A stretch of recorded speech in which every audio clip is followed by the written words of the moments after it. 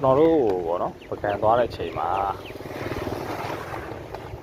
ဒီ e-bike လေးစီးရေပေါ့နော်ကျွန်တော်ဆိုရင်ဒါမနက်ခင်းကနေငားတာပေါ့နော်အားဆိုရင်85တောင်ကျန်သေးရေပေါ့နော်ဟန်ဒရော့ကနေငားတာဒါကျွန်တော်ဆိုရင်ဒါမောင်းတာပေါ့နော်အကုန်လုံးဒီသူတို့လောကနာမည်ကြီးစီးတွေကိုနှံ့နေပြီအောင်သွားတာကုန်ပါတယ်အဲ့ဒါတော့85ကျန်တယ်ပေါ့နော်ပြီးတော့ကျွန်တော်ပြီး GPS လေးနဲ့ကျွန်တော်ထောက်သွားတယ်TikTok မှာ YouTube မှာတင်ထားတဲ့ဟာတွေကိုကျွန်တော်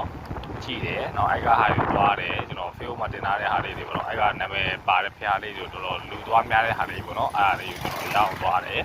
အဲ့ကျွန်တော် GPS ထောက်သွားတယ်ပေါ့နော် GPS ထောက်သွားတယ်e-bike လေးတွေပေါ့နော်ဆိုးအောင်များကုန်ကြတဲ့ဟိုရန်ကိုသွားခြင်းနေရတဲ့အကုန်လုံးဟာဖြစ်သလိုပေါ့နော်ကုန်ကြတဲ့ရန်ဟိုတက်တာရယ်ပေါ့နော်e-bike ကလည်းဟိုကတနာရီဟို3နာရီ4နာရီဟိုတောင်း3000ဆိုတော့လေကျွန်တော်အိုးဝေကားထပ်တော့ပိုတက်တာတယ်ခုမှပြီးတော့ဖုန်းစတန်လေးပါဖို့လိုတယ်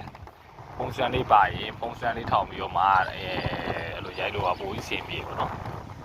ပို့လွတ်လွတ်လပ်လပ်သွားလို့ရသလိုဟိုစားခြင်းနဲ့စားရပါလေထိုင်စားလို့ရတယ်ပေါ့နော်ဘလို့ဆိုရင်အိုးဝေပါတယ်တခြားလူပါတယ်တသိန်းပါတယ်ဟိုမျိုးဒီဘက်ကလည်း2ယောက်ပေါ့နော်